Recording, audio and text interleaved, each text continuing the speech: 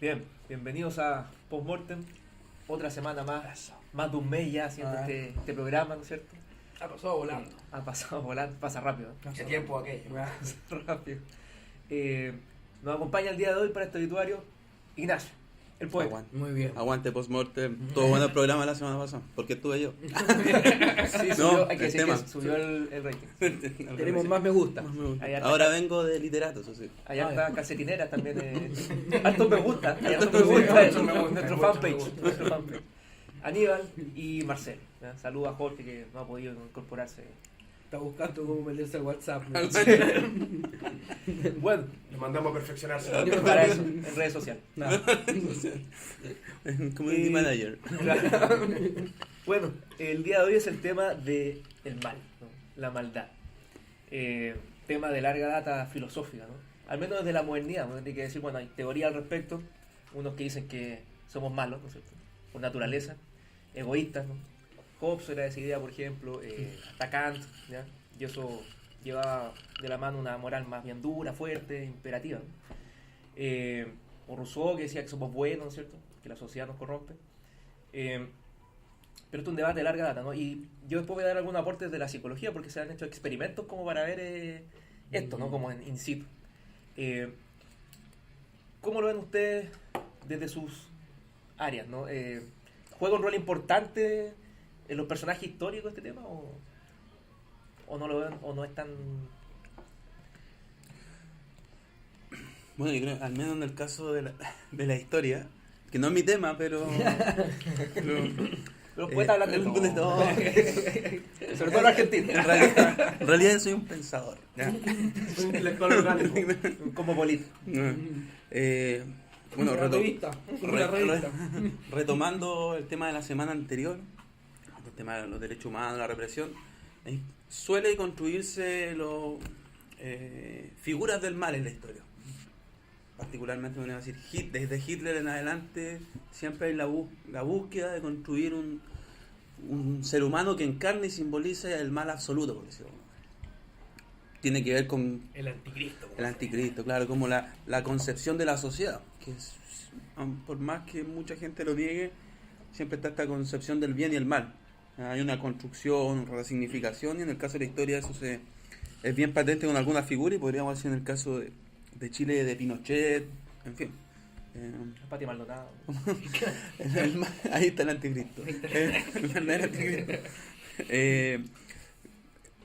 Creo que el problema de verlo, particularmente cuando se hace ese ejercicio historiográfico, hay una especie de predisposición a explicar fenómenos históricos a través del ejercicio de una mentalidad o una forma de ser maquiavélica en el mal sentido de la palabra, maléfica.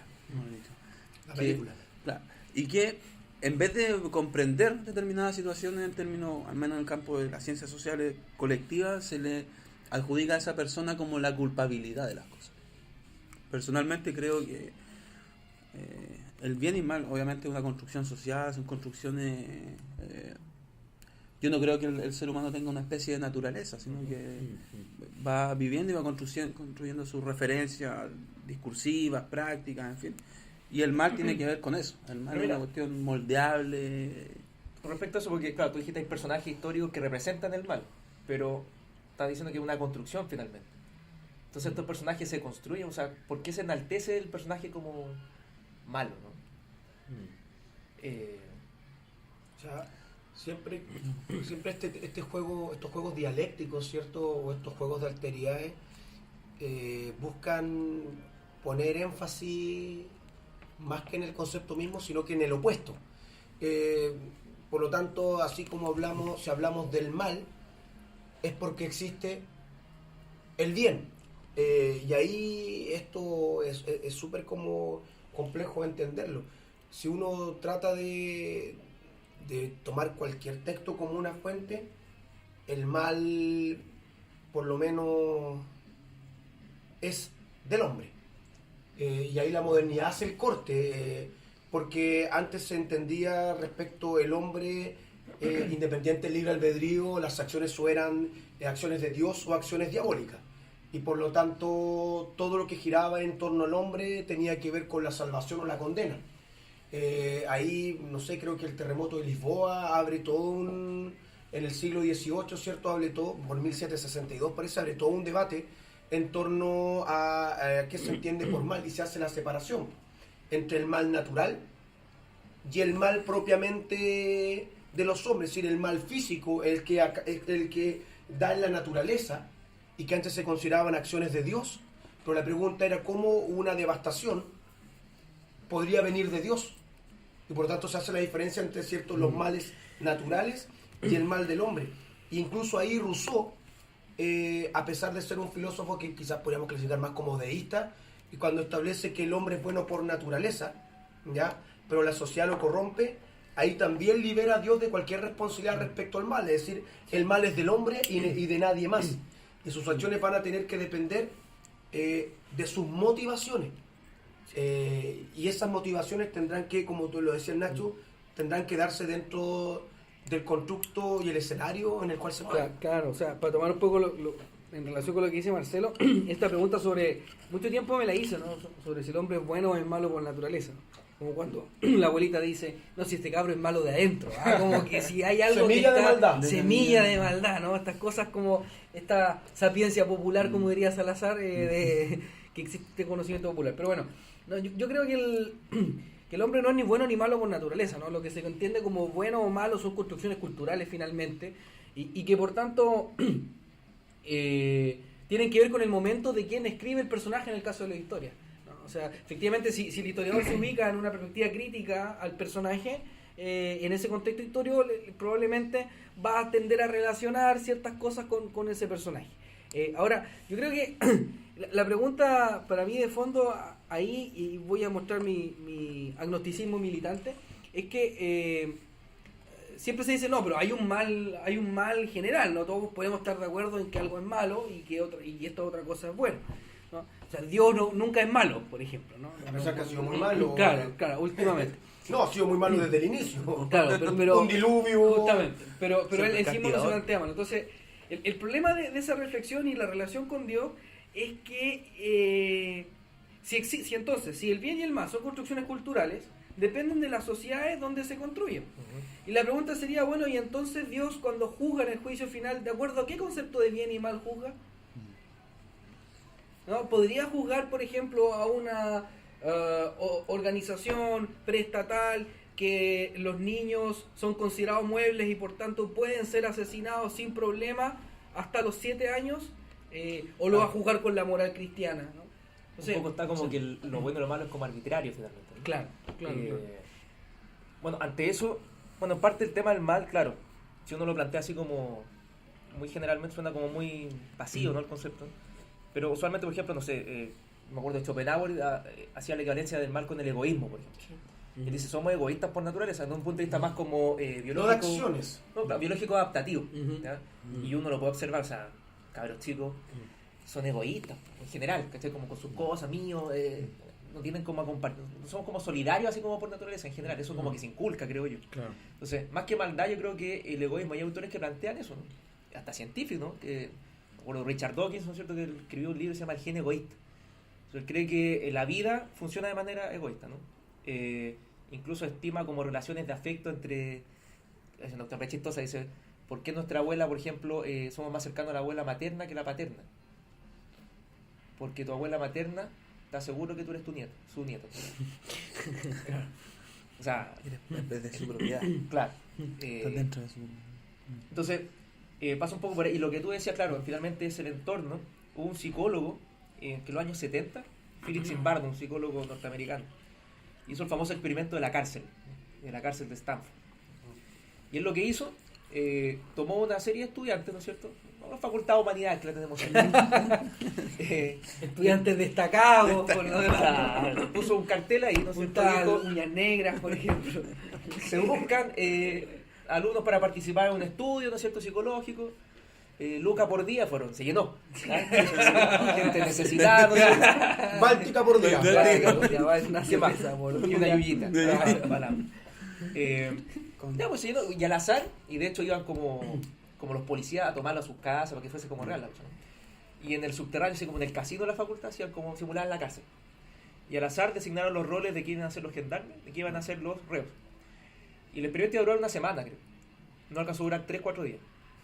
Porque se empezaron a creer el rol finalmente de castigo, ¿no es cierto?, de los reos, ¿no es cierto?, del abuso que empezó a haber entre a mí y eran todos hippies en la época. Y se volvieron malos. Un poco lo que concluye el psicólogo, claro, no es que seamos buenos o malos por naturaleza, sino que depende del entorno, del ambiente, los estímulos. Estábamos en el ámbito del conductismo, ¿no? Así como que dependiendo del estímulo, la persona puede ser mala o buena. Ahora mismo dice, aludiendo al caso de la Segunda Guerra, por ejemplo, que hubo gente que en estímulos malos igual fue buena, ¿no? Que ayudó a los judíos, por ejemplo. Pero fueron los casos excepcionales. Claro.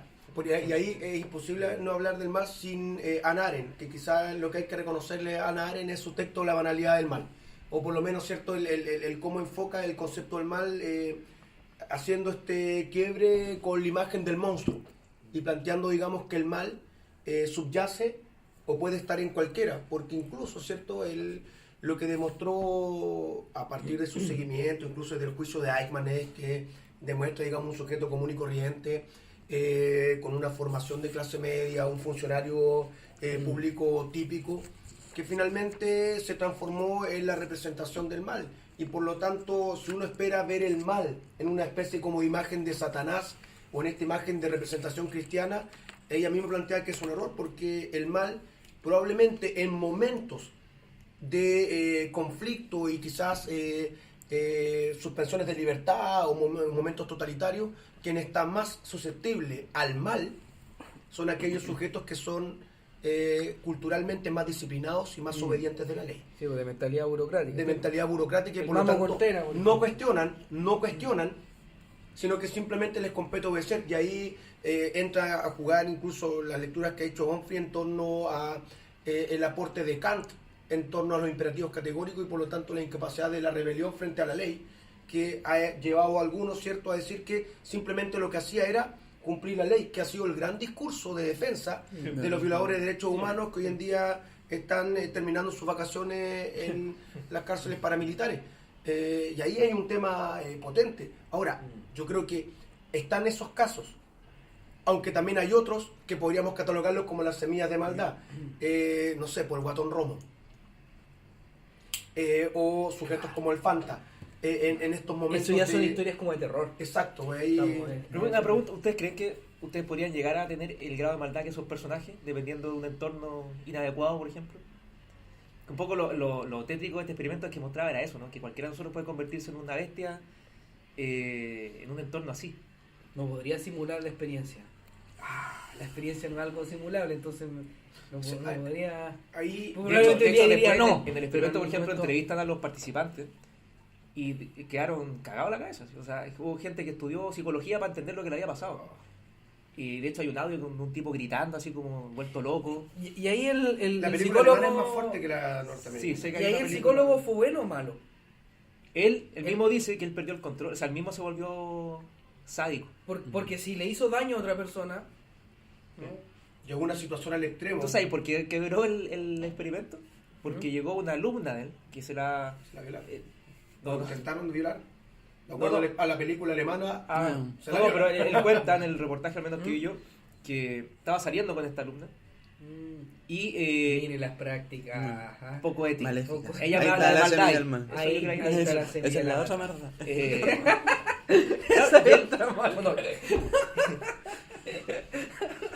Eso es hacer la maldad.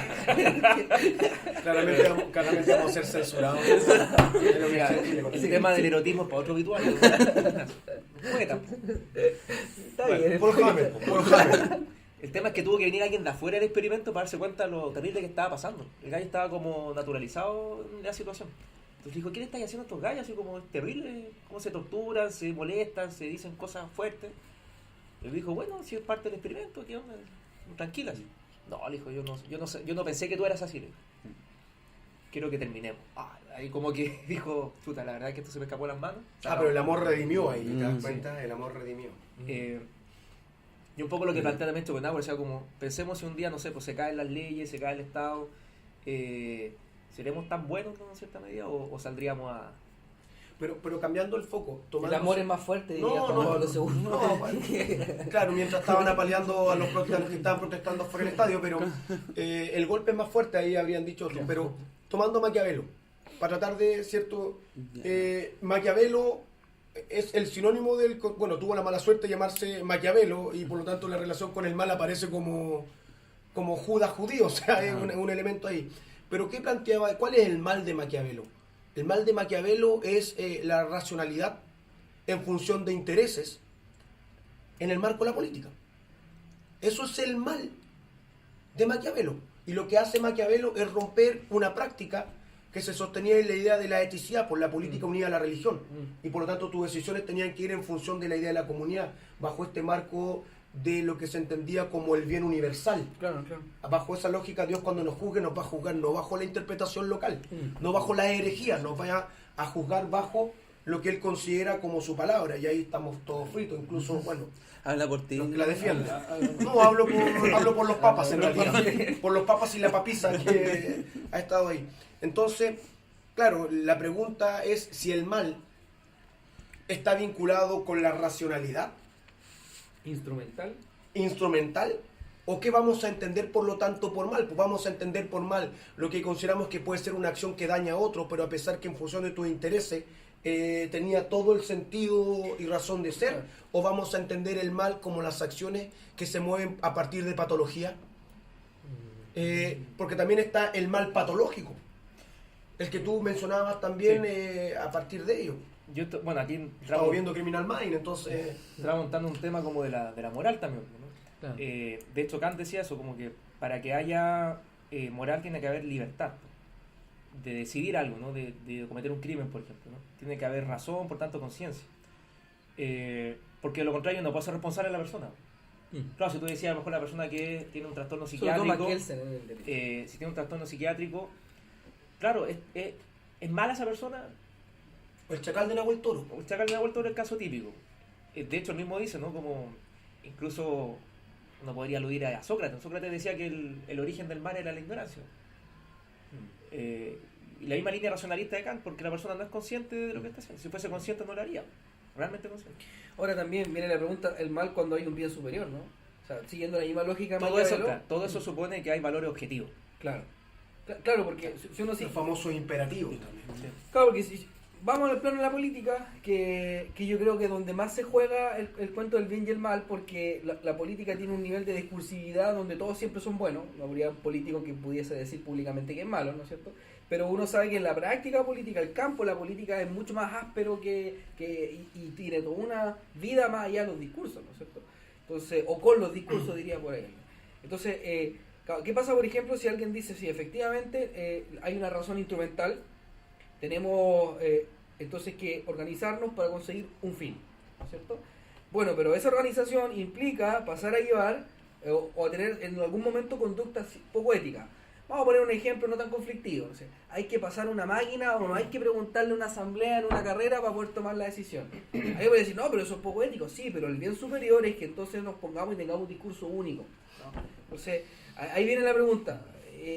Mi pregunta ahí sería, bueno, ¿dónde está lo bueno y lo malo ahí? Es que claro, estamos suponiendo de que lo bueno y lo malo es algo objetivo.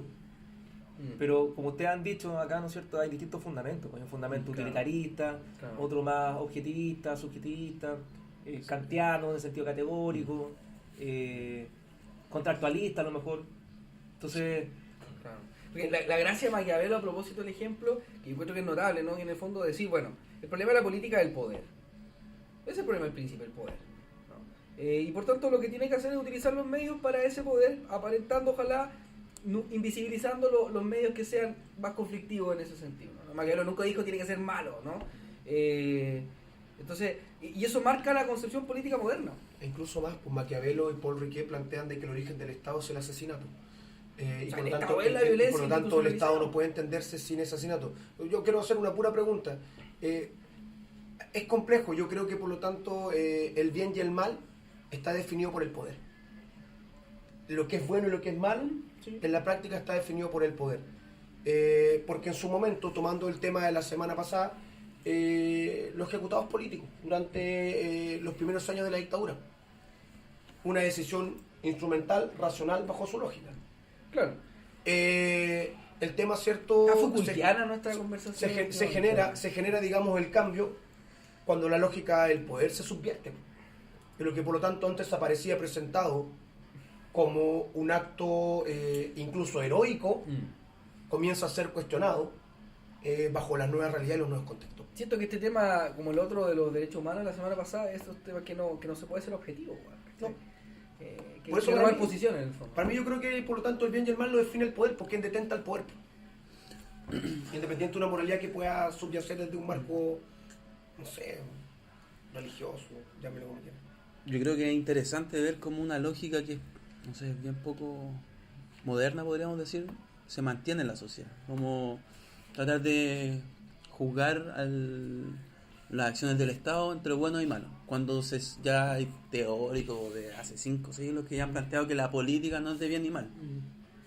Pero como eso se mantiene en la sociedad, yo creo que también, no sé si es una pregunta como filosófica al punto que se pueden aplicar los experimentos psicológicos, sociológicos que hablaba recién Eduardo, de esa complejidad, así como que nosotros incluso de repente en la vida cotidiana uno está con esa lógica de enjuiciar del bien y el mal, cuando nosotros, al menos yo me planteo un poco en esta lógica que no hay bien y mal.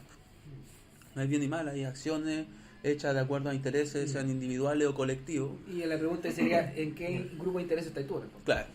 Hay una frase al respecto sobre el tema de los valores que dice: los valores no son, sino que valen. O sea, ¿qué implica eso? Que no hay cosas ni acciones buenas o malas en sí mismas, ¿no? Como que dependen de la valoración de un sujeto.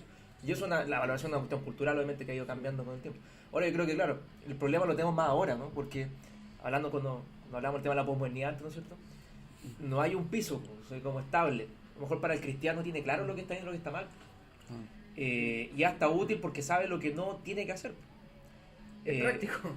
Dostoyevsky decía, ¿no?, que si Dios no existiese, Si Jesús vuelve a la tierra, se acaba la iglesia. No hay promesa. pero estaría todo permitido, ¿no es cierto? Claro. Pero ahí hay un marco como común. Y se ha tratado de hacer, uno puede decir la moral, que es un discurso más universalista, ¿no es cierto?, en el sentido de que todos deberían estar bajo un concepto. Claro, puede ser en base a Dios, pero hoy en día también se trata de ser bajo la naturaleza.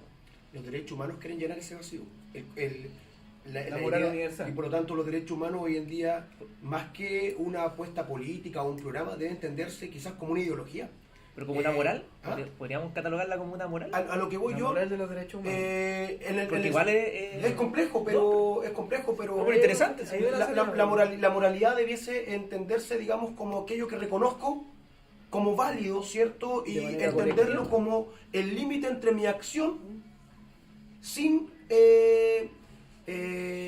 mi acción, ¿cierto? Sin sanción o sentencia y una acción que establezca, digamos, una acción determinada en mí por haber hecho algo. Y hoy en día, si uno se pone a observar en esta búsqueda de referente, hoy en día los derechos humanos han logrado traspasar las distintas fuerzas políticas. Porque recordemos que antes los derechos humanos eran patrimonio de la izquierda. Hoy en día hasta la derecha ha levantado el discurso de los derechos humanos por un tema político, pero se está entendiendo como algo que se levanta por sobre las apuestas políticas y se entiende como algo, digamos, de característica universal en el mundo occidental. En el mundo occidental. Sí, hay que hacer eso. Y en ese sentido, frente a esta crisis de las verdades, o esta crisis de los grandes relatos universales, pareciera ser que el concepto, el relato de los derechos humanos Es lo más se está universal que elevando tenemos, ¿no? y vendría siendo lo más universal que tenemos en estos momentos. Sí, yo creo que la diferencia, claro, yo no la consideraría moral porque la moral es más impuesta, no es consensuada, cierta manera. Yo entiendo que los derechos humanos en algún minuto se consensuó, eso no se tiene que haber. Pero la práctica. ¿Ah? Pero la práctica de... No, la práctica sí, pues, Claro. pero en su origen, porque la moral, claro, en un sentido más universalista, es como más a priori la veo yo, en sentido, ¿no? Que es independiente como del... Más transhistórica. En el origen al menos, porque claro, en la Porque aplicación, claramente la moral aplicación también es una construcción cultural también. o sea, pero ese análisis que tú estás haciendo de la moral es ético. Claro. Pero la persona que está dentro de la moral no lo considera así, lo considera que es, a priori. claro, que es a priori, que viene dado por Dios o por la naturaleza. Porque finalmente la propia ley del aborto a 3 causales puede llevarnos al juicio respecto a la moral misma. Pero hoy día igual el tema de los derechos humanos se reconocen como inherente a la naturaleza humana. De Por ser eso- así sería moral, sí. Sí, Sería- porque- creo que sería moral. Y, Por y definición conduce a jurídica. eso, porque Sí, claro. que la democracia es el sistema en que las comunidades regulan sus intereses. Y por eso, por ejemplo, la derecha, ahora y bien candentemente hoy día con lo que pasa en la Araucanía, cuando tú quemas un camión, estás violando los derechos humanos de alguien, porque estás violando el derecho de propiedad de esa persona. Que es el principal derecho en el marco Claro, legal. en el marco liberal, en su lógica, lo que dice Marcelo, hoy día la idea de derechos humanos se ha planteado en disputa porque yo creo que primigeniamente, particularmente en el siglo XIX, principio del XX, era una demanda liberal y que después se levantó también contra las ideologías totalitarias, sean de derecha o de izquierda. Claro, yo creo que el caso de Latinoamérica se planteó ya como algo más de izquierda, no subversivo, pero de izquierda, de resistencia, pero hoy día también vuelve a la derecha eso. Lo que hoy es que también se ha ido transformando como un paraguas un poco universal, que al parecer estaría como en la naturaleza del hombre el tema de los derechos humanos. Sí, pues, son inalienables, Y inalienables. lo estaría llenando un vacío. Un vacío. Pero eso igual es contradictorio, porque si estás planteando que tan parte como la naturaleza humana, ¿para qué promulgarlo? O sea, en el fondo estáis suponiendo de que no somos tan buenos, o sea, como que no son tan Sí, inherentes esos derechos, sí, porque no, no están como hechos conscientes al menos del individuo, ¿no? Es que claro, ahí viene toda la disputa a nivel, digamos, filosófica en torno al estado de naturaleza, en esta concepción del imaginario filosófico respecto a ese momento original. Porque en ese momento original, seamos Claro. claros, la violencia también es un derecho. No, pero el punto de Eduardo está interesante porque en el fondo él dice, bueno, pero si son tan inherentes e inalienables, ¿por qué se violan? Po? Porque como decía Tenemos Marcelo, que hacerlo formales. ¿Y por qué ¿cierto? tenemos Y que educar claro, a esto, ¿no? y por qué si es tan propia nuestra naturaleza entonces? Claro. ¿O este acaso no es tan parte de nuestra Es naturaleza? que yo creo que por ahí porque lo que decía Marcelo, particularmente los derechos humanos, es una construcción ideológica. Sí, claro. Eso. Por ahí va. Y claro, y después que quizás podríamos verlo del bien y el mal también como a través de un estudio de caso de los derechos humanos. Como desde ahí hay todo un discurso que va mutando y que se transforma también en un caso en torno a lo que se puede poner lo bueno y lo malo, el bien y el mal, incluso con muchos matices. Así también uno lo transforma como en caricatura y también a eso lleva la serie de fenómenos como el disciplinamiento de algunas prácticas. Lo que pasaba, lo que hablábamos la semana pasada de los 90, había prácticas buenas y prácticas malas en el marco de determinada lógica de derechos humanos. Claro. Cuando nosotros estuvimos discutiendo con el tema de la posmodernidad y planteamos cierto que la modernidad significa por lo menos la sentencia no ejecutoriada, eso sí, de la muerte de la religión, porque eso es lo que buscaba la modernidad con la exaltación de la razón. Hubo todo un debate que incluso es como súper entretenido con la figura de Robespierre y la idea, cierto, establecer el templo de la razón, porque de una u otra manera estos filósofos que no dejaron de tener ciertas concepciones medias metafísicas, el deísmo, por ejemplo, sabían de que una cosa es establecer el fin de la moral cristiana y otra cosa era poder establecerse sin moral. Y ahí la búsqueda, lo que eso implicaba. claro, y la búsqueda se va a centrar en la ley. La ley se transforma en ese elemento, El sustituto. en el sustituto, Claro. en el sustituto del rey, en el sustituto de Dios. Y en ese marco de la ley, los derechos humanos son el nuevo relato. Y extrañamente, no nos dimos cuenta quizás cuando estuvimos debatiendo porque nos fuimos más como a formalidades, los derechos humanos como tal se han elevado hoy en día quizás al estatuto que probablemente se preveía en el marco de la modernidad. Porque claro, cuando tú dices por qué razón resguardarlo jurídicamente, porque la ley es el instrumento. La ley es el instrumento. La nueva Biblia. Claro, la ley son nuestros 10 mandamientos. Y de ahí... Estamos callados. No, porque Fuimos ya a- Hemos nadado. Claro, porque, vuelvo a insistir, es raro que los derechos humanos, porque también hay que ver qué estamos entendiendo por derechos humanos, porque efectivamente los derechos humanos es la propiedad privada. La propiedad es un derecho humano. La libertad de asociación es un derecho humano. Pero también, cierto, uno habla de los derechos humanos, Y un sector de los derechos, que entiende los derechos humanos, lo habla, ¿cierto?, en la forma del resguardo de la integridad física y dentro del pluralismo político. Y que por lo tanto ninguna acción se pudiese dar sobre ti por pensar distinto. Un ejemplo, la derecha utiliza los derechos humanos, como tú lo planteabas, en la defensa del marco de la propiedad privada. Pero los mapuches también hoy en día están enarbolando los derechos humanos como argumento jurídico. Entonces, si todos estamos entendiendo los derechos humanos bajo la misma lógica, significa que ello como concepto está acá. Y ahí hablamos de un acto legitimante.